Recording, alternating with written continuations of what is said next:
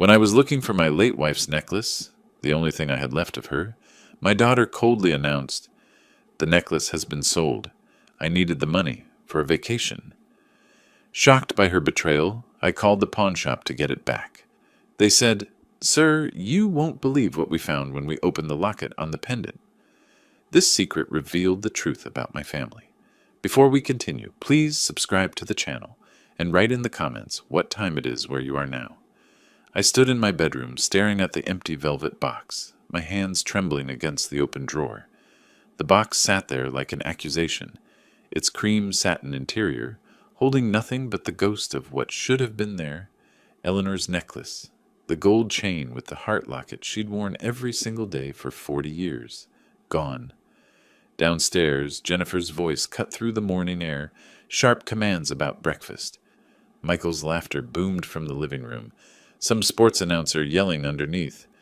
Amber's phone conversation drifted up the stairs, complaints about being stuck here, about Phoenix being boring, about wanting to get back to California already. Today was Eleanor's birthday, 3 years since she'd passed, and I'd planned to spend the morning alone with that necklace, the only piece of her I had left that still felt warm somehow. Instead, I faced this hollow box and the chaos of my family, treating my home like their personal hotel. I pulled the drawer out completely, dumping socks onto the bed. Nothing. Got on my knees, checked under the dresser. Dust and an old receipt. My chest tightened. I moved to the closet, patting down coat pockets, checking shoe boxes on the shelf. My breathing came faster. The bathroom next. I yanked open the medicine cabinet, pulled out the drawers beneath the sink. Q-tips scattered across the tile floor. Where was it? Where was it? I checked impossible places. The nightstand drawer I'd already searched twice. Behind the headboard. Under the mattress. My hands shook harder now, that steady tremor of panic I hadn't felt since the hospital, since those last hours with Eleanor, when nothing I did could stop what was coming. 42 years of marriage, and that necklace was all I'd kept. Her clothes donated, her books given to the library, her garden tools rusting in the shed because I couldn't bear to use them. But the necklace, I kept that in its box, safe, untouched, except on days like today when I needed to remember her face. I walked downstairs, each step deliberate. In the living room, Michael sprawled across my couch, feet up on the armrest, bag of chips balanced on his chest. He didn't look up. I stepped over Amber's shopping bags clustered near the stairs, navigated around the coffee table she'd shoved out of place. Jennifer stood at the kitchen counter, phone in one hand, knife in the other, chopping vegetables with aggressive precision. Thunk! Thunk! Thunk! "Jennifer," I said. "Have you seen—" "I'm busy, Dad." She didn't look up. "It's important. Eleanor's necklace is—" "Check your room. You probably forgot where you put it." The knife kept hitting the cutting board. Thunk. Thunk. "I did check my room," I said, working to keep my voice level. "I've checked everywhere. The necklace is gone." She sighed, that particular exhale she'd perfected over the past 2 years since they'd moved in. The one that said I was an inconvenience. A burden she'd graciously agreed to shoulder. "No one wants your old stuff, Dad. It was your mother's." My throat felt tight. "The only thing I kept." "Then you should have been more careful with it." I stood there watching her chop celery into violent little pieces, and something in my chest went cold. Not hot anger, cold, like the temperature dropping before a storm. "Jennifer, please!" I made myself say it quietly. "I need to know what happened to it." She finally stopped, set down the knife, turned to face me, and her eyes held no warmth at all. Hadn't in years, really, but I'd been fooling myself, hadn't I? Telling myself this was still my daughter, Eleanor's daughter, the girl who used to bring us dandelions from the yard. "Fine," she said. "I sold it. Dessert something pawn shop, over on Thomas Road." The words didn't make sense at first. Sold it. My daughter sold Eleanor's necklace. What? "We needed $800 for Hawaii. You said no when I asked, so I found another way." Her voice held no apology, no recognition that she'd done anything wrong. She picked up the knife again, resumed chopping. From the living room, Michael's voice drifted over, lazy and satisfied. "It was just sitting there, Wilbur. Eleanor's gone. Dead people don't need jewelry." He didn't even sit up to say it. Kept his eyes on the television, scratched his stomach, reached for another handful of chips. The casual nature of it somehow made it worse than if he'd been angry, confrontational. This was just obvious to him. Of course they'd sold it. Why wouldn't they? On the stairs, Amber laughed, that bright, empty sound of someone who finds genuine pain hilarious. "Grandpa, you're being dramatic. It's just a necklace. Mom got us an awesome vacation." I looked at her, really looked. 23 years old, Eleanor's granddaughter, and she had the same empty eyes as her mother. When had that happened? Or had I just been refusing to see it? "Your grandmother wore that every day for 40 years, I said quietly. Amber shrugged, already turning away, phone back to her ear. "Well, now someone else gets to wear it. Circle of life, or whatever." I stood in my kitchen in the house Eleanor and I had bought in 1985, the house we'd filled with 42 years of memories, and looked at these three people, my daughter, her husband, her daughter. They stared back with the collective expression of people waiting for an inconvenience to remove itself. I turned and walked to my bedroom, closed the door behind me with a soft click, sat on the edge of the bed. The empty velvet box sat on the dresser where I'd left it. I picked it up, opened it, closed it, opened it again, closed it. The mechanical motion calmed something in me. Or maybe it wasn't calm. Maybe it was something else entirely. My hands had stopped trembling. I sat there for a long time, the box resting on my knees, and felt something shift inside my chest. Not breaking. I'd broken 3 years ago when Eleanor died. This was different. This was a settling, a hardening, a clarity I hadn't possessed an hour ago. They'd sold Eleanor's necklace for a vacation. Jennifer had gone into my bedroom, into my private drawer, taken the one thing I treasured, and exchanged it for spending money. And Michael and Amber saw nothing wrong with that. Nothing at all. I stood, placed the box carefully back on the dresser, and reached for my phone on the nightstand. My hands stayed steady as I opened the browser and typed, "Pawn Shops Phoenix." My finger hovered over the phone screen, scrolling through the list of pawn shops scattered across Phoenix. The empty velvet box sat beside me on the bed, a small square witness to what I was about to do. My hand didn't shake anymore. That surprised me more than anything else from this morning. I started calling. The first shop, Lucky Star Pawn, didn't have it. The woman who answered sounded bored. The second shop, Cash Express, put me on hold for 6 minutes before telling me no. The third had closed permanently. The fourth didn't answer. I sat on my bed for each call, describing the necklace the same way every time. Gold chain, heart locket, inscription inside reads, "Forever, W&E. 14 karat. Bought yesterday, probably." Each time, I thanked them politely and moved to the next number. Jennifer's voice occasionally drifted up from downstairs, giving orders to someone. Michael's sports announcers provided a steady background rumble. I ignored it all. The sixth call went differently. "Desert Gold Pawn, this is Harold. I'm looking for a gold necklace with a heart locket," I said. "It was sold to you yesterday." A pause. "Oh yes, I remember that piece. Beautiful craftsmanship. Are you the husband?" My chest tightened.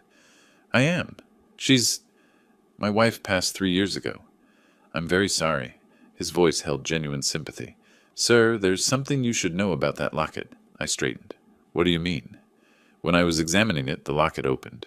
There was a small note inside. The room tilted slightly. "A note? I didn't know it opened." I removed it carefully, didn't want to damage it. Has numbers written on it. Bank something. 40 years. 40 years of marriage, and I'd never known the locket opened. Eleanor had worn it against her skin every single day, and I'd never thought to look for a clasp, never tried to open it. "Did you tell the woman who sold it?" I asked. "She was already gone." Honestly, I'm not sure she knew the locket opened either. She seemed in a hurry. Of course she had. Jennifer racing to convert my wife's jewelry into vacation money. She probably hadn't even looked at it closely, just saw gold and dollar signs. "I need to buy it back," I said. "How much?" I gave her $800. Fair value is closer to $1,200. It's 14 karat gold, and the craftsmanship is exceptional. "I'll pay the $1,200. Can I get it today?" "Come by any time before 6. I'll hold it for you. And sir," he paused, "I won't resell this to anyone else. It's yours." I thanked him, got the address, and sat for a moment looking at the phone in my hand. Eleanor had hidden something in that locket. A note with bank information. What else hadn't she told me? I stood, pocketed my wallet and keys, and walked downstairs. The family didn't look up as I passed through the living room. Michael's feet still claimed the couch, Amber hunched over her phone on the love seat, Jennifer somewhere in the back of the house. I walked out the front door into the November sunshine. The drive to Midtown took 30 minutes. I programmed the address into my phone's GPS and followed the calm voice through familiar streets, turned strange by purpose. Strip malls and auto shops and the occasional palm tree, Phoenix spreading out flat and beige in every direction. Desert gold.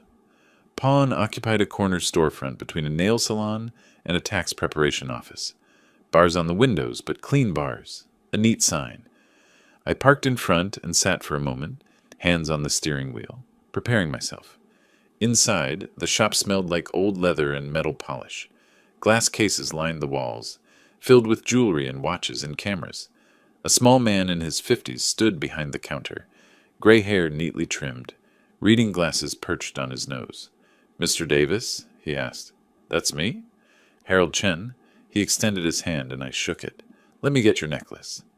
He disappeared into a back room and returned carrying a small bundle wrapped in soft cloth. He unfolded it carefully on the counter, and there it was. Eleanor's necklace, the gold catching the fluorescent light, looking exactly as I remembered it, looking against her collarbone every morning for 4 decades. "The young woman who sold it," Harold said quietly. "Early 40s, seemed in a hurry. Didn't want to negotiate. I gave her 800 because that's fair for the weight, but I knew immediately it was worth more." He paused. "She your daughter?" I didn't answer that, just pulled out my wallet and counted out $1,200 bills. Harold had already prepared the paperwork. He pushed a small envelope across the counter. "The note," he said. "I put it in here for safekeeping." "Thank you," I managed. "Take care of it this time," he said gently. I drove 3 blocks before I had to pull over. My hands were shaking again, emotion flooding back now that the task was complete and I was alone. I parked in a shopping center lot, truck facing the afternoon sun streaming through the windshield. The necklace felt heavier than I remembered. I held it up to the light, turning it slowly, looking for the clasp Harold had mentioned. There, so tiny I'd never noticed it before, a small indentation on the side of the heart. I pressed it with my thumbnail. The locket sprang open. Inside, rolled impossibly tight, a piece of paper no bigger than my pinky nail. I used my fingernails to extract it, unrolled it carefully against my thigh. Eleanor's handwriting, microscopic, but unmistakable. Bank of Arizona, box number 4782. I sat in my truck staring at those words until the sun shifted and the windshield glare became too much. Eleanor had a safety deposit box at Bank of Arizona, box number 4782, and she'd never told me. I drove home in a daze, parked in the driveway, walked past my family still planted in their same positions like permanent fixtures up to my bedroom. I stood at the window watching the sun sink toward the horizon, the necklace clutched in one hand, the note in the other. What had Eleanor hidden from me, and why? That night I didn't sleep. I lay in bed turning the questions over and over, the necklace on my chest where Eleanor used to wear it, feeling the slight weight of the gold, wondering what other secrets she'd kept. Morning came slowly. I showered, dressed in my good khakis and a button-down shirt, and drove downtown to Bank of Arizona's main branch on Washington Street. The building rose 10 stories, glass and steel and intimidating. I walked through the revolving door into a marble lobby that echoed with quiet conversations and clicking heels. A young woman at the information desk looked up with a professional smile. Her name tag read, Lisa. "I need to access the safety deposit box," I said. "Of course. Do you have the box number and identification?" I showed her Eleanor's death certificate. I'd brought it, some instinct telling me I'd need it, and my driver's license. Lisa examined both carefully. "I'll need to see ID and your wife's death certificate. You're listed as surviving spouse?" "Yes. Married 42 years. She typed information into her computer, nodding. The box was opened last in 2019. 6 years ago. No activity since. 2019. Eleanor had been diagnosed in early 2022. She'd set this up 3 years before she got sick, before either of us knew what was coming. My wife passed in 2022, I said. She must have set this up before. Lisa's professional mask softened slightly. Take all the time you need in the privacy room, Mr. Davis. I'll walk you through the process. She led me through a heavy door into a vault room, walls of metal drawers, each with 2 keyholes. Lisa used her key and the box number to slide out a long metal container. She handed it to me, heavier than I expected, and guided me to a small windowless room with a table and chair. I'll be outside when you're finished, she said quietly, and closed the door. I sat alone, the metal box on the table in front of me, and couldn't make myself open it. My hands rested on either side of it, feeling the cold metal, and I thought about Eleanor 6 years ago coming to this same room, putting something inside this box, locking it away without telling me. Finally, I lifted the lid. Stacks of cash. $100 bills in envelopes, organized with rubber bands. I counted quickly.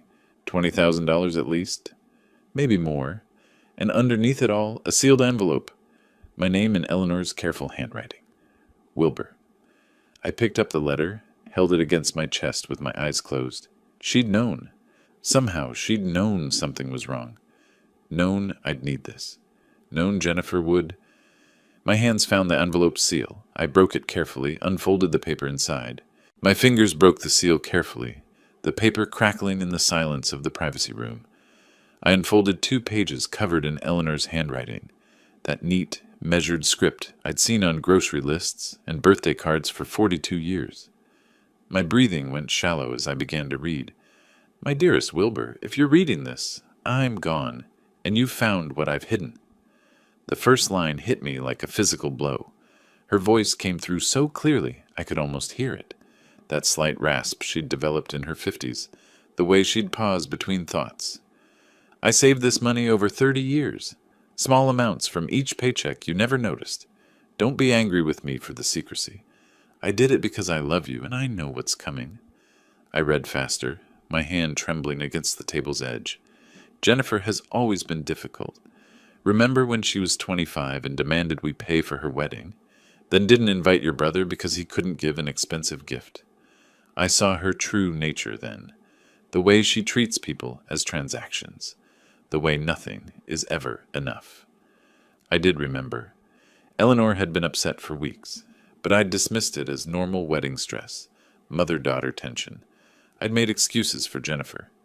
After I'm gone, she'll see you as nothing more than a resource to drain. Michael will encourage it. He's always been a user. You know that, even if you won't say it. And Amber learns from her parents? I'm sorry to write these things, but you need to hear them. My jaw clenched. Eleanor had tried to warn me subtly over the years. Little comments I'd brushed aside as over-criticism, as a mother being too hard on her daughter. But she'd seen clearly what I'd refused to acknowledge. These savings are for you, my dear. $27,000. To protect yourself when you finally see what I saw. Don't let them turn you into a victim. You're stronger than you know. Be strong. Live for yourself. The house, the money, everything, it's yours. You worked for it. Don't let them take it out of guilt or obligation. I stopped reading, pressed the letter against my chest. 27,000. Plus what was in the box, I'd counted quickly, estimated over 20,000 more. Eleanor had saved nearly $50,000 without me knowing. How had I not noticed? All those years of her working night shifts at the hospital, picking up extra hours, and I'd thought it was just her dedication to nursing. The final paragraph. I wish I could be there to protect you, but I trust you'll know what to do when the time comes. You've always been thoughtful, methodical, careful. Use those strengths now. Don't be pushed around, and know that I love you more than anything in this world. Forever yours, Eleanor. I sat in that small room and reread certain passages. The wedding incident, the warning about Michael, the instructions to be strong. Every word felt like validation I hadn't known I desperately needed. Eleanor had seen everything, understood everything, and she'd prepared for this moment. I folded the letter precisely, placed it in my jacket pocket, over my heart. The cash stayed in the box, too much to carry safely, and I wasn't sure yet what I'd do with it. I stood, pushed the chair in, opened the door. Lisa looked up from her desk. All finished, Mr. Davis? Yes, thank you for your help. You're welcome. If you need to access the box again, just call ahead. I walked through the marble lobby, my footsteps echoing. Outside, afternoon sunlight hit me like a wall, harsh and unforgiving. I sat in my truck for 10 minutes, staring through the windshield at the parking garage's concrete wall opposite me, not really seeing it. Eleanor always having my back, even now, even from beyond. I touched the necklace under my shirt, felt the warm metal against my skin. The drive home happened on autopilot. Traffic lights, turn signals, merging lanes. At a red light on Central Avenue, I pressed my palm against the letter in my pocket. A horn blared behind me. The light had turned green. I drove forward, my mind processing everything I'd read. Home looked different when I pulled into the driveway. I sat watching through the front window before I got out. Jennifer on the couch, feet tucked under her, phone pressed to her ear, laughing at something. Michael sprawled in my recliner, Eleanor's 30th anniversary gift to me, the brown leather worn to the shape of my body. Amber at the kitchen table, bottles of nail polish scattered, cotton balls everywhere, painting her nails bright pink. My house, my space, occupied like conquered territory. I walked inside. Nobody looked up. Jennifer noticed the necklace first. The chain was visible at my collar where I'd tucked it inside my shirt. Her eyes fixed on it, and her expression hardened. "Is that Mom's necklace? You got it back?" I touched it protectively. "Yes." She stood, phone lowered. "Hand it over. We sold it. That makes it ours now. You can't just take it back." "I bought it back. Paid $1,200. Her face flushed.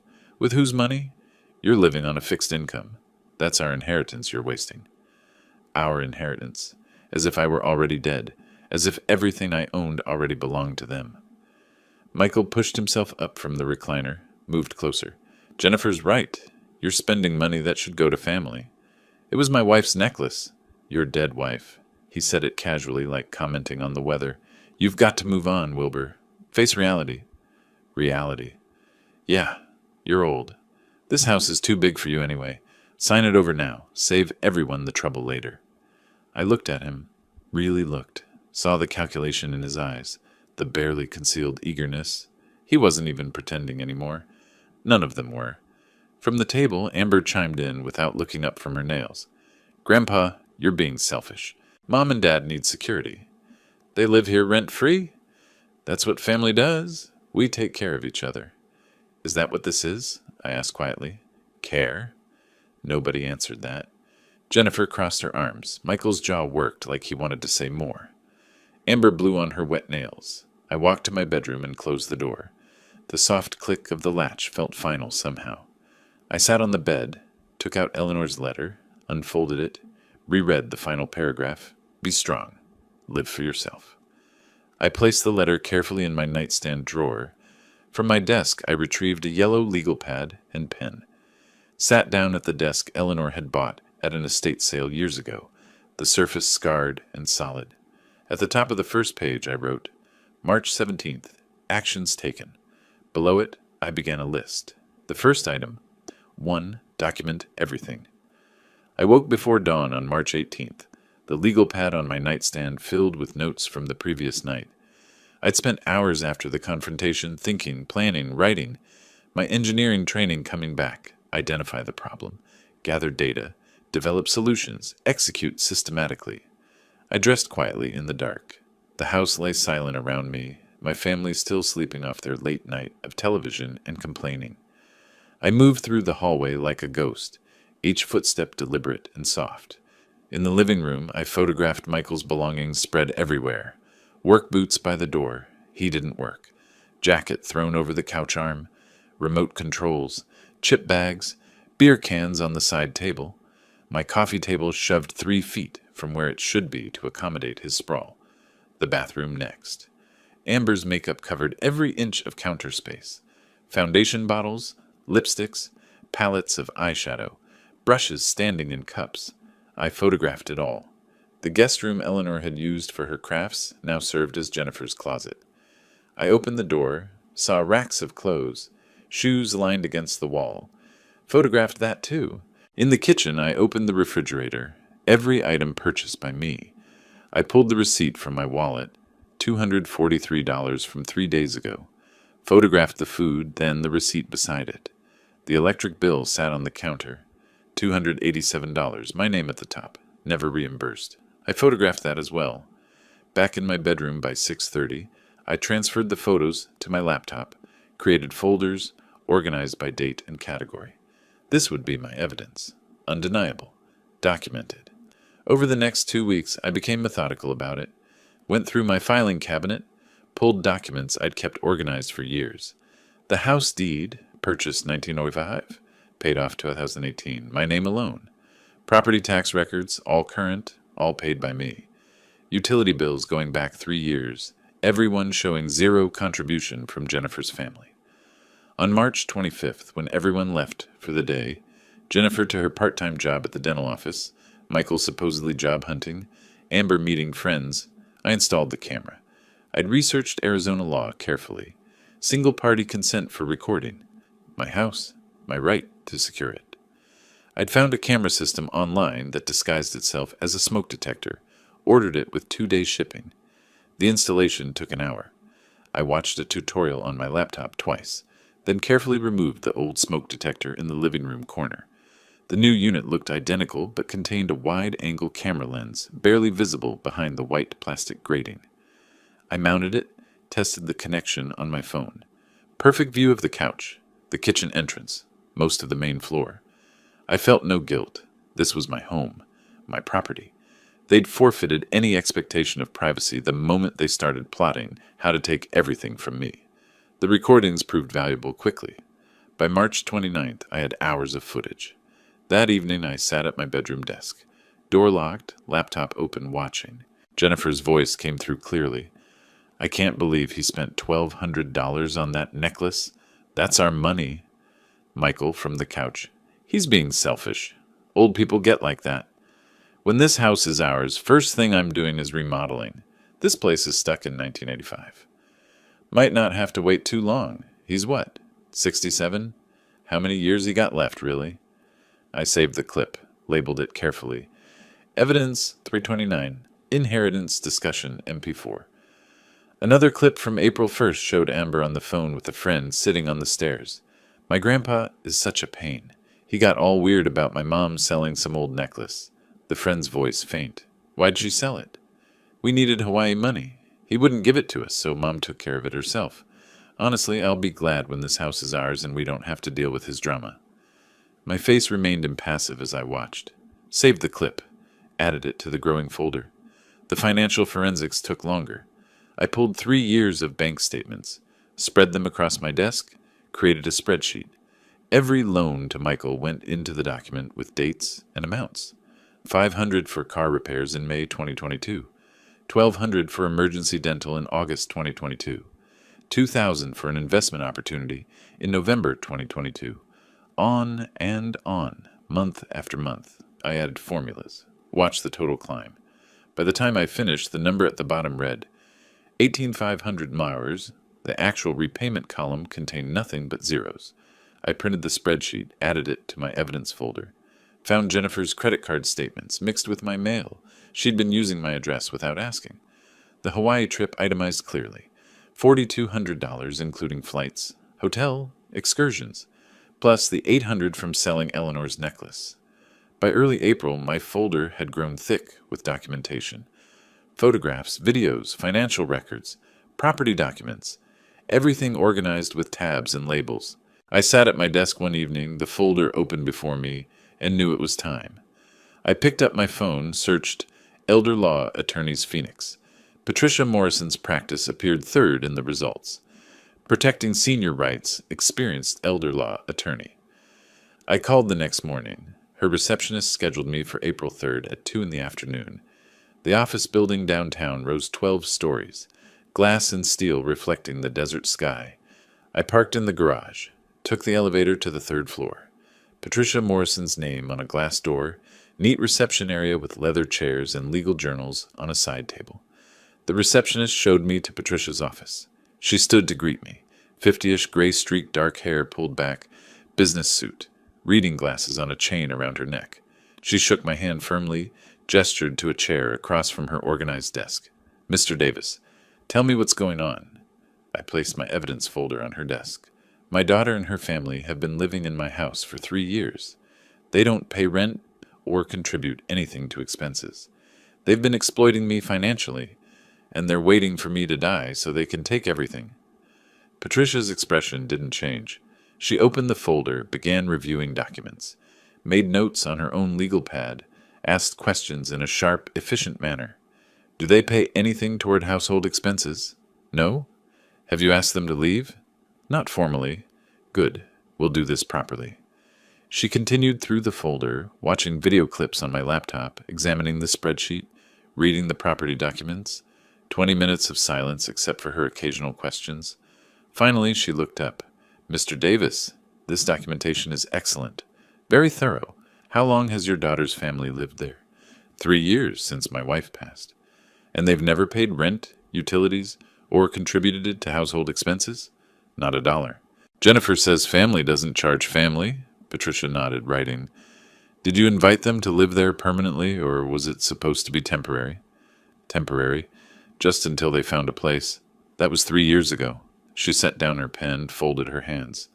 Under Arizona law, they're tenants at will. You can establish rental terms at any time. What if they refuse to pay? Then we have grounds for eviction. But we do this by the book. Everything documented, everything legal. How long does eviction take? If they contest it, maybe 3 months. But with your evidence of their behavior, the financial exploitation documented this thoroughly. I don't think it'll take that long. Most people leave when they realize you're serious. I touched the necklace under my shirt. Eleanor's presence still guiding me, still protecting. My retainer is $3,000, Patricia said. That covers initial filings, drafting the rental agreement, and the first phase of eviction proceedings if needed. That's fine. She studied me for a moment. You're certain you want to do this? They're your family. My wife warned me this would happen. I should have listened sooner. Patricia pulled a retainer agreement from her drawer, placed it in front of me with a pen. Then let's get to work. I signed with a steady hand, my signature firm across the bottom line, slid the document back across her desk. She took it, placed it in a folder, her movements precise and professional. I'll have the rental agreement drafted by next week. We'll serve it formally and see how they respond. I stood, shook her hand again. Thank you. Don't thank me yet. This is just beginning. I walked out of her office into the hallway. The door closed behind me with a soft click that felt like something ending and something else beginning. The war had officially started. A week after signing Patricia's retainer, I sat at my bedroom desk reviewing the rental agreement she'd emailed. 3 pages, professionally formatted, dense with legal language. I read every clause twice, then a third time. Rent, $1,500 monthly, payable by the 1st of each month. Payment of 50% of utility costs. Respectful behavior toward the property owner and peaceful enjoyment of the premises. 30-day notice period if tenant fails to comply with stated terms. The market rate for comparable space in Phoenix ran around $2,200. Patricia had explained the strategy.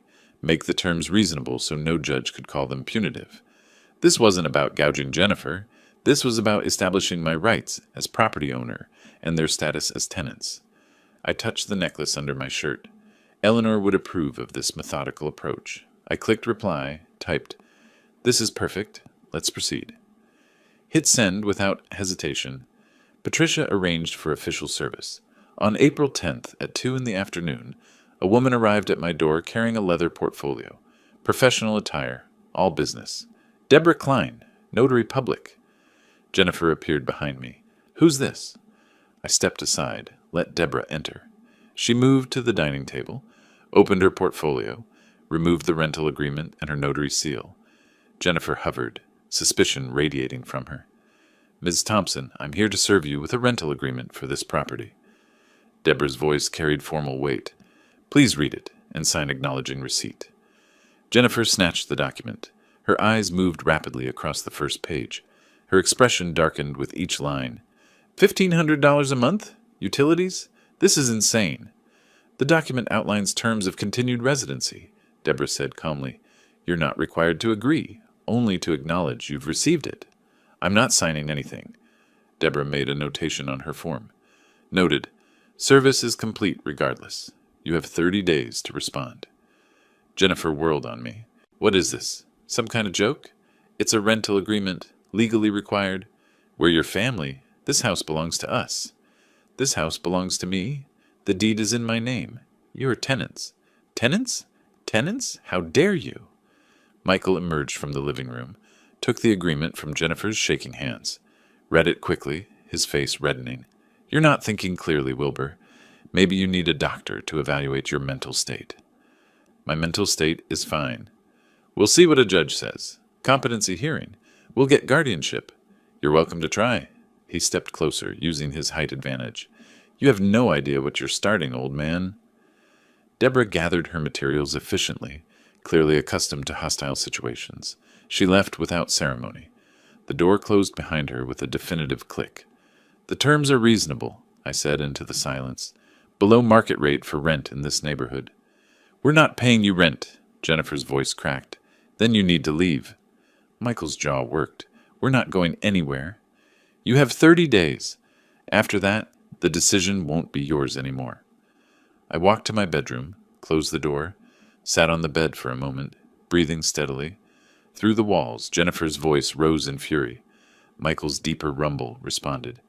Amber's higher pitch joined the chorus. I had other moves to make. The bank downtown took 30 minutes to reach. I parked in their garage, took the elevator up, asked for a manager. Marcus, early 30s, professional demeanor, led me to his office. How can I help you today, Mr. Davis? I slid Jennifer's old signature card across his desk. I need her removed from all access to my accounts. Marcus typed on his computer, frowned. She hasn't accessed the account recently, but there was an attempt last week, April 3rd.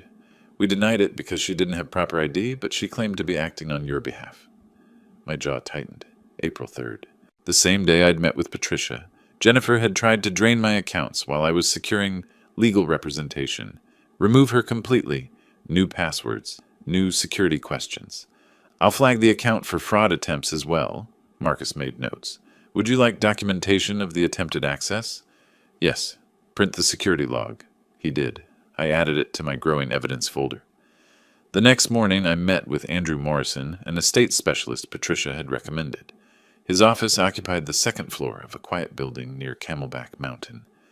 Andrew reviewed my existing will, everything to Jennifer, drafted 5 years ago, and set it aside, pulled out fresh documents. You're certain about these changes? Completely certain. I initialed each page. 3 beneficiaries. The Phoenix Homeless Coalition, the Memory Research Foundation, and the Arizona Elder Rights Advocacy Center. Organizations that did actual good in the world. Jennifer would receive nothing. Andrew witnessed my signature, applied his notary seal, sealed the document in an envelope, handed me a copy. Effective immediately, Mr. Davis. Thank you. Back home, I avoided the living room where my family congregated, heard Jennifer on the phone. I know, Mom's lawyer might help. I didn't know Eleanor's family attorney, but I doubted he'd take Jennifer's side once he understood the situation. The next few days, I documented everything. Michael accidentally blocking me in hallways. Jennifer going through my mail. I found several pieces opened and refolded, hidden in the kitchen drawer under dish towels, including Patricia's letter with detailed legal strategy. Federal crime, mail tampering. I photographed the violated envelopes, the hiding place, everything. April 14th, evening. I tried leaving my bedroom for dinner. Michael leaned against the wall directly outside my door. Excuse me. He didn't move. We need to talk about this rental nonsense. Move, please. He shifted slightly. Not enough. What if I don't? I'll call the police. He laughed. For what? I'm standing in a hallway. He eventually moved, but the message was clear. The hallway camera captured everything. His deliberate positioning, his refusal to move, his threatening posture. That same night, he escalated further. I was making tea in the kitchen when he entered, getting too close, invading my space. When I tried to step around him, he shoved me. Not hard enough to knock me down, but enough to make me stumble against the counter. Careful, old man. Accidents happen at your age. The rear camera captured it perfectly, his hand making contact, my body shifting from the force, his satisfied smirk. I didn't respond. Took my tea to my bedroom, locked the door. At my desk, I compiled everything methodically. Video of Michael blocking my door. Video of the push, clear assault, photos of intercepted mail, bank notifications about Jennifer's access attempt. I created a folder, emergency eviction evidence, with organized subfolders. Wrote an email to Patricia detailing each violation. Attached the complete folder. Her response came within minutes. Call me immediately. This changes everything. I called. She answered on the first ring. Wilbur, the push is assault. The mail tampering is federal. The bank fraud attempt is elder exploitation. What does this mean? It means we're not waiting 30 days. I'm filing for emergency eviction based on domestic violence and financial abuse. How fast? Court hearing within 2 weeks. Bring all your evidence. They're going to regret escalating this. April 15th. Another notification from my bank appeared in my inbox. Jennifer had made a second attempt to access my account, this time claiming I'd granted her power of attorney. The bank denied it, flagged it as potential elder fraud. I forwarded the email to Patricia. Subject line, escalation. Message body, one word, more ammunition. I clicked send, watched the confirmation appear, closed the laptop slowly. Through my bedroom door, Jennifer and Michael's voices rose in argument, planning their next move, no doubt. Still believing they held some cards. They had no idea what was coming. The next morning, I walked into my kitchen to find Jennifer sitting at the table with a stranger. A man in a cheap suit, briefcase open, papers spread before him. Jennifer's eyes were red-rimmed, tissues crumpled in her fist. She looked up. Dad, this is my attorney, Mr. Carlson. We need to talk. Robert Carlson stood, extended his hand. I shook it, but remained standing. Mr. Davis, I've reviewed the rental agreement you served on my client. He gestured to a chair. I didn't sit. I believe there's room for negotiation. The terms stand. Jennifer made pleading gestures from her seat. Carlson glanced at her, then back to me. Sir, may I speak frankly? He didn't wait for permission. You're well within your rights. The house is titled in your name alone. The rental terms are reasonable, actually below market rate. My legal advice to my client is to comply with the agreement or relocate. Jennifer's face crumbled. That can't be right. Tell him he's wrong, Dad. He's not wrong. Carlson closed his briefcase with a decisive snap. Ms. Thompson, your father owns this property outright. You're not on the deed, not on the mortgage history. There's no adverse possession claim after only 3 years. Familial relationship doesn't create property rights. Legally, you're a tenant at will, and he's establishing formal terms. But I'm his daughter. I have rights. Not to his property. I'm sorry. Carlson stood. Mr. Davis, if you'll excuse me. He left quickly, clearly wanting distance from Jennifer's mounting hysteria. The moment the door closed, Jennifer turned on me. I can't believe you're doing this. Mom would be devastated. Your mother left me a letter. She warned me about you. Jennifer froze. What letter? You're lying. She knew exactly who you were. She was right about everything. Her tears stopped as if a switch had flipped. Her voice hardened. You're going to regret this. She stormed to the guest room, slammed the door. I heard her on the phone immediately, voice rising and falling in complaint. Over the next days, she launched a systematic campaign. Knocked on my bedroom door midday, transformed into vulnerability, clutched tissues, eyes swimming with manufactured tears. Dad, please, I'm not sleeping. I'm developing chest pains. The stress is killing me. She reached for my hand. I kept mine at my side. I've given up so much to be here with you after Mom died. How can you do this to me? I looked at her performance with detachment. Eleanor's letter had inoculated me against this manipulation. You have 29 days left. I closed the door. Her sob sounded fake, even through the wood. Michael's approach was different. More direct, more physical. I tried leaving my bedroom the next morning. He was in the hallway, leaning against the wall, directly in front of my door. Not quite blocking it, but close enough that I'd have to squeeze past him. Excuse me. He didn't move. We need to talk about this rental nonsense. Move, please. He shifted his weight. Not enough to create passage. What if I don't? I'll call the police. For what? I'm standing in a hallway. His smile held no warmth, waiting to use the bathroom. That a crime? He eventually moved, but not before making me turn sideways to pass. The hallway camera captured his deliberate positioning, his calculated intimidation. That afternoon, I found my mail in the kitchen drawer again. 3 days' worth, including another letter from Patricia. already opened. My hands shook as I photographed the evidence. Federal mail tampering. I sent the photos to Patricia immediately. The social pressure came from Amber. She'd been posting regularly since the rental agreement was served, crafting a narrative of victimhood for her followers. My neighbor, Mr. Chen, approached me at the mailbox. "Wilbur, I saw some posts online. Your granddaughter said, 'Well, is everything all right?' 'Everything's fine, Tom. She made it sound like you're having some kind of episode. Memory problems, maybe? I'm establishing rental terms for my property, that's all.' His expression showed he didn't quite believe me. 'Right. Well, if you need anything—' He walked away quickly, leaving me standing alone with my mail. Across the street, Mrs. Patterson saw me, turned, and went inside without her usual wave. Amber's campaign was working. The neighborhood was turning against me based on lies posted to social media. April 14th was when Michael crossed the final line. I was making tea in the kitchen. He entered, moved too close. When I tried to step around him, he put his hand on my chest and pushed. Not hard enough to knock me down, but enough to make me stumble backward against the counter, enough that I had to catch myself on the edge. "Careful, old man. Accidents happen at your age." I said nothing, took my tea and left. Behind me, Jennifer's voice. "Michael, not in the house." But the camera had captured everything, his hand making clear contact. My body forced backward, his threatening tone. In my bedroom, I sat at my laptop and methodically compiled the evidence. Video clips organized by date and severity, photos of tampered mail, screenshots of bank fraud notifications, Amber's social media posts archived. I created a comprehensive timeline document, cross-referencing each incident with supporting evidence. Everything organized, everything documented, everything ready for court. I emailed the complete package to Patricia. Her response came quickly. "Perfect timing. Emergency hearing is scheduled for May 2nd. 2 weeks away. They won't know what hit them." That same afternoon, another notification arrived from my bank. Jennifer had attempted to access my account again, claiming I'd granted her power of attorney.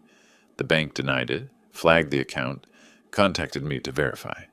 I called them immediately, confirmed the fraud attempt, requested full documentation. They sent it within the hour.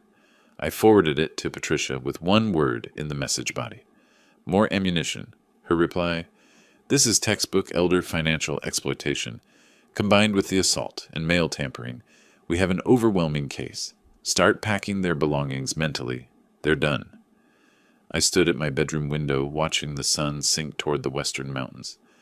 Phoenix spread out below in the amber light, the city where Eleanor and I had built our life together, where we'd raised Jennifer, bought this house, worked and saved and planned for a future we'd thought would be peaceful.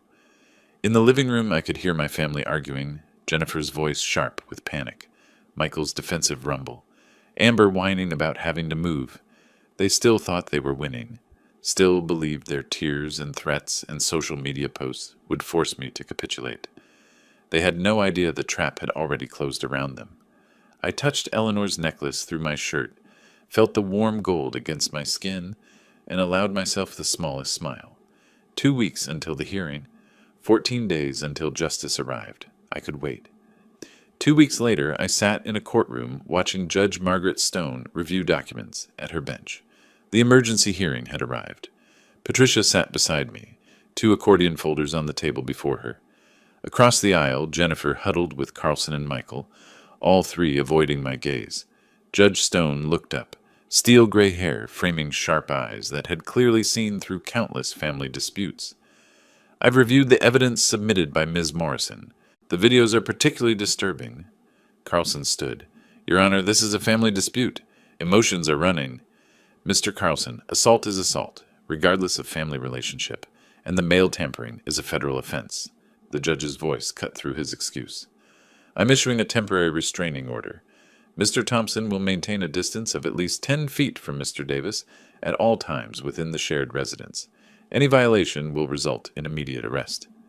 Michael nodded reluctantly, jaw tight. "The full eviction hearing is scheduled for July 2nd. Mr. Davis is within his rights to establish rental terms or request vacation of his property." Patricia leaned close as we stood. 2 months, but we're winning. The family returned home that afternoon. The restraining order changed nothing fundamental. Michael kept his distance physically, but the hostility remained thick as smoke. They refused to pay the $1,500, ignored every communication from Patricia.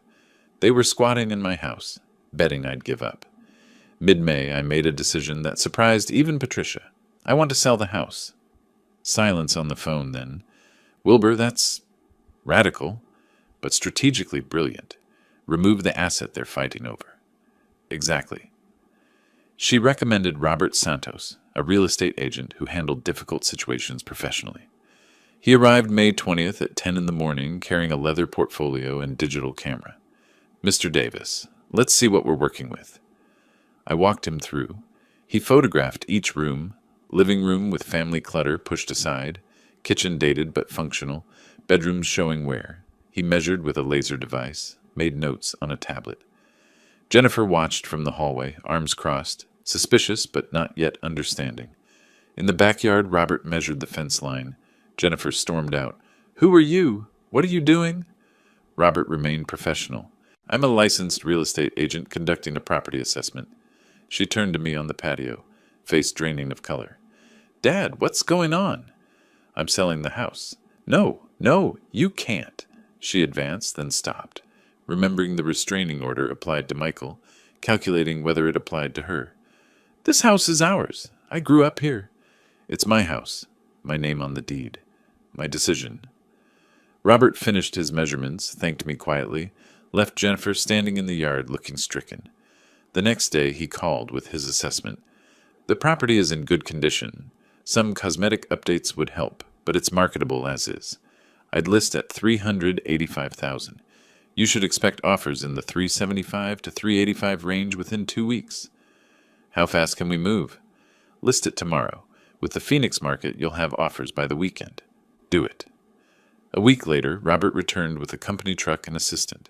They installed a large sign in the front yard, bright red and white, impossible to miss. "For sale," in bold letters, Robert's photo and phone number below. Jennifer watched from the living room window, face twisted with rage and disbelief. Within hours, the listing went live online. My phone buzzed with a notification. "Your property is now active on the MLS." I showed Patricia via video call. She smiled. "Perfect." The first showing happened 3 days later. A young couple, Sarah and Marcus Chen, both in their early 30s, walked through awkwardly. I'd retreated to my bedroom, but I could hear them moving through the house. Jennifer's family stayed put, glaring at the intruders. Michael deliberately sprawled on the couch, making them uncomfortable. The young woman's voice drifted down the hall. "Are the current occupants included?" Robert's diplomatic response. "The property will be vacant at closing." Despite the hostility, they were interested. Robert called me that evening. "They're making an offer, $383,000.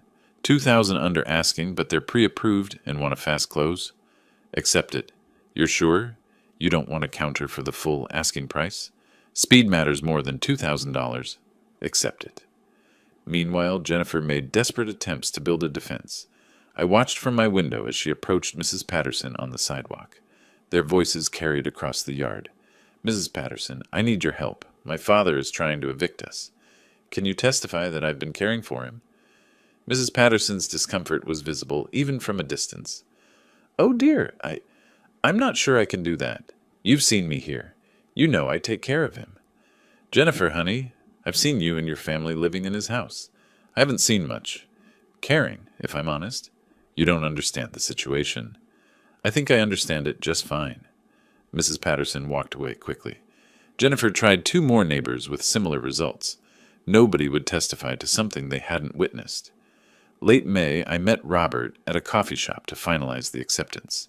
He spread the purchase offer across the small table, multiple pages of legal documents, pointed to signature lines highlighted in yellow. "Initial here, here, and here. Sign at the bottom."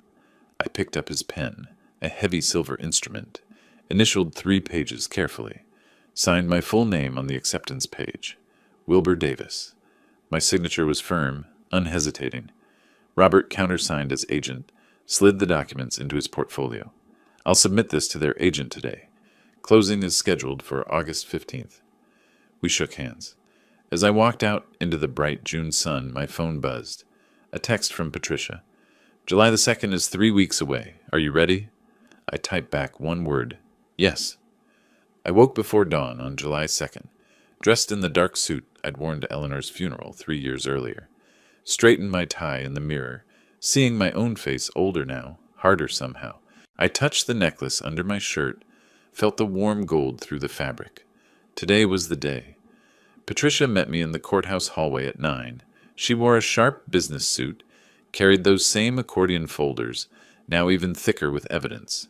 We have everything we need, she said. Video evidence, financial records, medical documentation, witness statements from neighbors. Jennifer arrived moments later with Carlson, Michael, and Amber. We sat on opposite sides of the hallway, not speaking. The silence felt appropriate. At 10, we filed into the courtroom. Judge Stone took her bench, reviewed papers briefly, looked up. Ms. Morrison, you may proceed.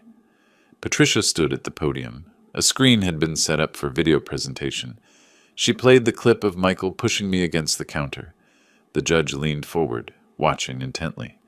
This was recorded April 14th, the day before we filed for emergency relief. She switched to the financial spreadsheet. These are documented loans totaling $18,500 over 3 years, not $1 repaid. Next came my medical records. Blood pressure 152 over 95, documented stress-related symptoms. Physician notes indicate patient reports, hostile home environment. Each piece built an undeniable narrative. Carlson stood when Patricia finished, attempted to humanize Jennifer. Your Honor, my client has been living in her childhood home. There was an understanding, Judge Stone interrupted. Was there a written agreement establishing this understanding? No, but verbal agreements about property occupation need to be formalized. Mr. Davis attempted to do exactly that with the rental agreement. Your client refused. She gestured for him to sit. I've heard enough. The courtroom went still. I've reviewed all submitted evidence. The financial exploitation is clear and documented. The video evidence shows a pattern of intimidation and harassment. Judge Stone looked directly at Jennifer. Ms. Thompson, you were given reasonable rental terms. You refused. You were given multiple opportunities to vacate voluntarily. You refused. Jennifer's hands gripped the table edge. I'm granting the eviction. You have 30 days until August 1st. If you're not out by then, the sheriff will execute the order. Jennifer started crying. Michael stared straight ahead, stunned. Amber reached for her phone before the bailiff cleared his throat, meaningfully. Outside the courtroom, Jennifer approached me in the hallway. Her face was blotchy, mascara smeared. Dad, please don't do this. We'll change. We'll pay the rent. It's too late for that. Where are we supposed to go? That's not my problem anymore. How can you be so cold? We're your family. I looked at her, really looked, seeing Eleanor's features in her face, but none of Eleanor's warmth. You had 3 years after your mother died to act like family. You chose to act like parasites instead. She recoiled as if I'd slapped her. Patricia touched my arm.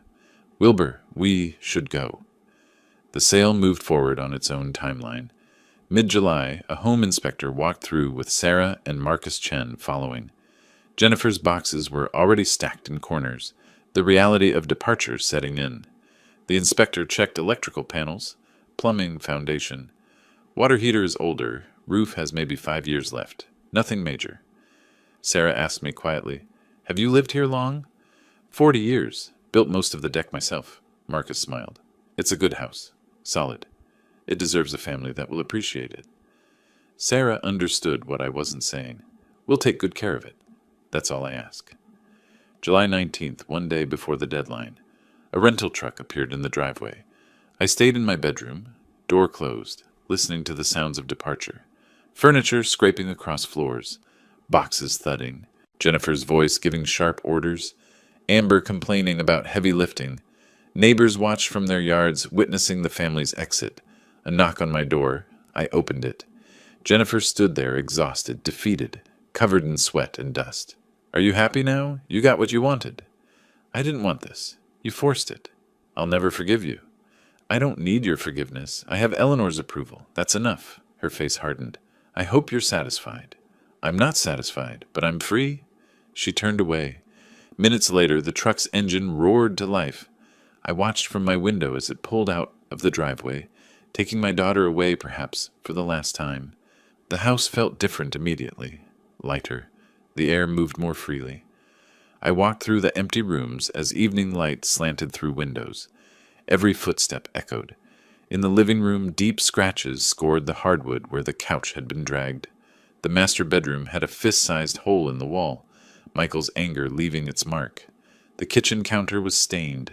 A cabinet door hung crooked. I photographed everything with my phone, narrating quietly. July 19th, 6 p.m., documenting condition after occupant's departure. I wasn't planning to pursue them for damages. I'd already won. But the documentation felt necessary, final proof of who they really were.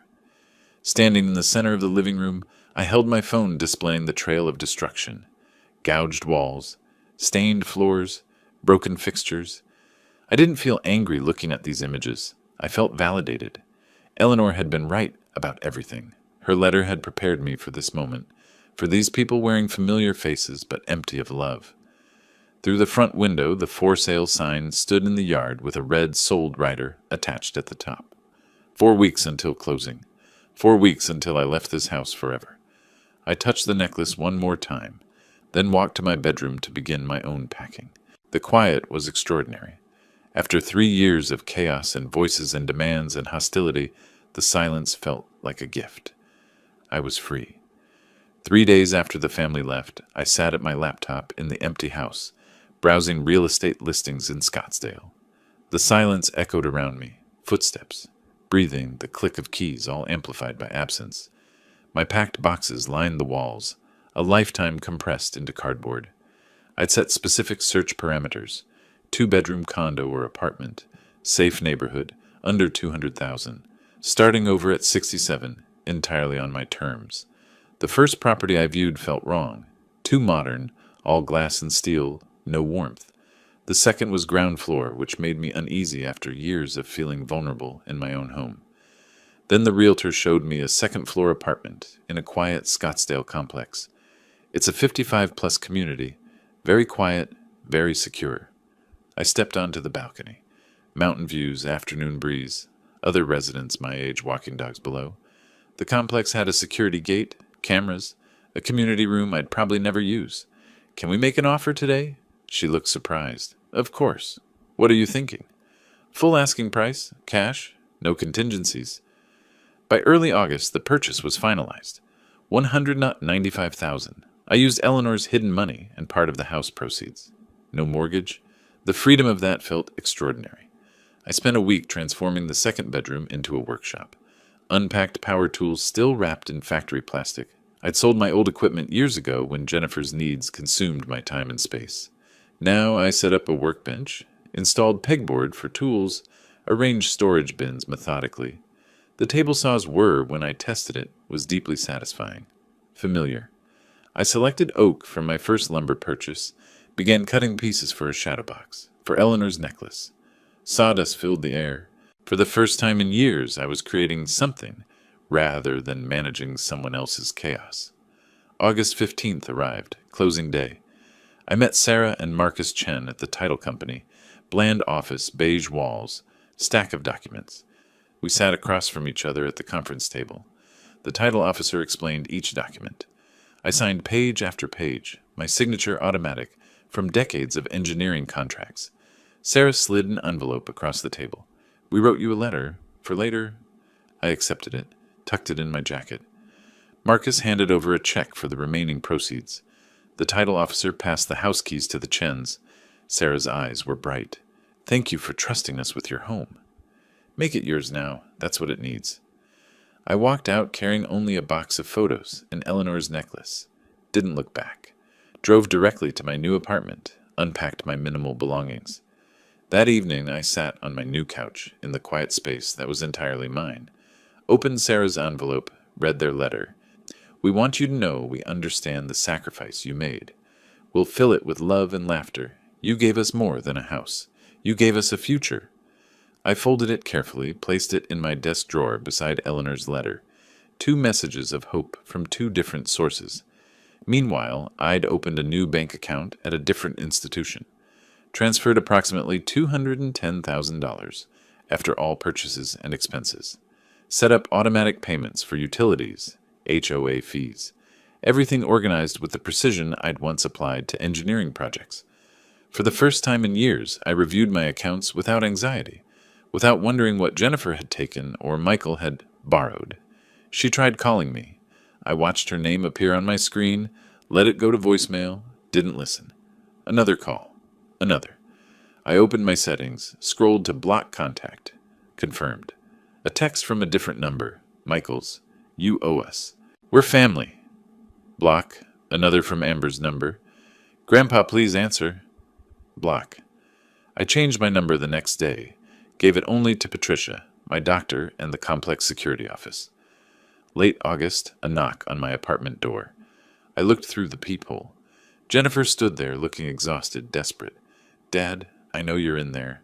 Please, we need to talk. We made mistakes, but we're family. I backed away silently, sat in my armchair. Her voice continued, muffled through the door. We're struggling. We can't afford... Please, Dad. More knocking. A door opened down the hall. A male voice. Ma'am, if you don't leave, I'm calling security. Jennifer. This is my father. He's not answering. You need to go. Footsteps retreating. Finally silence. I felt no guilt. I felt free. That evening I stood in my workshop working on the shadow box. Oak with dovetail joints, requiring precision and patience. I applied wood glue carefully, fit the pieces together, clamped them to dry. When it was finished, I mounted Eleanor's necklace inside, hung it on my living room wall in a place of honor. The gold caught the lamplight, glowing softly.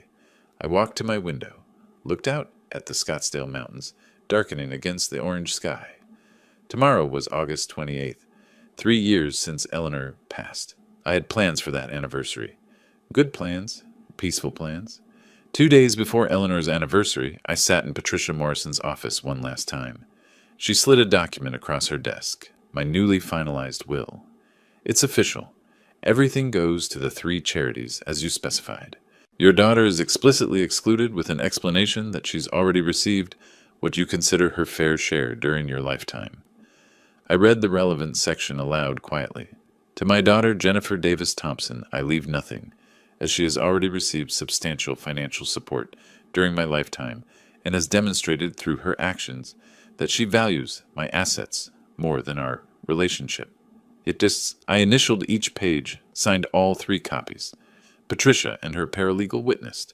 The notary seal was applied. You're protected, Patricia said. She showed me another document, a medical report from Dr. Sarah Patel, geriatric specialist. Jennifer tried to file for guardianship, claimed you were mentally incompetent to manage your affairs. I wasn't surprised. I arranged for a comprehensive evaluation. The results, cognitively sharp, physically healthy, fully competent. Her petition was dismissed immediately. I felt vindicated but not shocked. I'd always known I was fine. Jennifer was the one who was broken. Patricia handed me another letter. This came from Carlson yesterday, requesting family mediation to repair relationships. I read it once. The desperation was transparent. Jennifer needed money, hoped reconciliation might lead to some inheritance. No, I said simply. I'll draft a response declining. The matter is closed. Thank you, Patricia. For everything, she smiled. It was my pleasure, Wilbur. You deserve justice. August 28th arrived. 3 years exactly since Eleanor's death. I woke before dawn in my new apartment, made coffee in my small kitchen. The familiar ritual felt right. I carefully removed Eleanor's necklace from the shadow box, held it in my palm. The metal was cool, the heart-shaped locket perfect. I opened it. The tiny space where her note had been hidden was empty now, but I remembered every word. I sat in my armchair, necklace in one hand, her letter from my desk drawer in the other. Read it again. Be strong. Live for yourself. I did it, Eleanor, I whispered to the quiet room. I'm free. Tears came, not from sadness, but release. She'd saved me even after death, given me permission to choose myself over obligation. You were right about everything. Thank you for not giving up on me. I returned the necklace to its place of honor on the wall, where it caught the morning light. That afternoon, I met Dennis Morrison at a Starbucks in Scottsdale. An old friend from my engineering days, someone I'd lost touch with when Jennifer's family consumed my life. He was there first, gray hair, warm smile. We shook hands, the gesture turning into a brief hug. I tried calling you a few times over the years, Dennis said as we sat with our coffee. Always went to voicemail. I was occupied. My daughter and her family moved in after Eleanor died. Understanding dawned in his expression. Ah, that kind of occupied. We talked for 2 hours, about Eleanor, about engineering projects from decades past, about Dennis's grandchildren. Finally, I said, I'm living alone now, by choice. Dennis grinned. Good for you, Wilbur. That wasn't living before. No, but it is now. How about chess next Thursday? Prepare to lose. You're on. It was the first social engagement I'd made for myself in years. That evening I stood in my workshop, working on an oak box, dovetail joints, requiring precision and patience. I'd built the shadow box for Eleanor's necklace. This box had no specific purpose yet. Maybe I'd give it to Dennis. Maybe I'd keep it for my own small treasures. It didn't matter. What mattered was that I was making it with my own hands, in my own time, for my own reasons. I applied glue to the final joint, fitted the pieces together carefully, ran my hand over the smooth wood, feeling the grain. The satisfaction was profound. As I worked, I thought about the journey, Eleanor's letter hidden in the necklace, the discovery of her savings, the legal battle, Patricia's expertise, the house sale, this new beginning. I didn't feel victorious. I felt balanced. I cleaned my tools methodically, swept the sawdust, examined the completed box in the light. The joints were perfect. I set it on the workbench, satisfied with my work, turned off the shop light and walked into my living room. Eleanor's necklace glowed softly in the evening light from the window. The gold caught the last rays of sun, throwing tiny reflections across the wall, like stars, like promises kept. I walked to the window, looked out at the Scottsdale Mountains, darkening against the orange sky. My phone sat silent on the counter. My number, my contacts, my control. Tomorrow I'd meet Dennis for chess. Next week I'd finish another project in my workshop. The month after that, who knew? The future was unwritten, and for the first time in years that felt like freedom rather than fear. I touched my shirt where the necklace used to rest against my chest. It was on the wall now, visible, honored, but no longer armor. I didn't need armor anymore. I smiled, a genuine, peaceful smile, and turned toward my kitchen to make dinner. Just for myself. Exactly enough. If you like this story, please like this video, subscribe to the channel, and share your impressions of this story in the comments. To listen to the next story, click on the box on the left. Thank you for watching.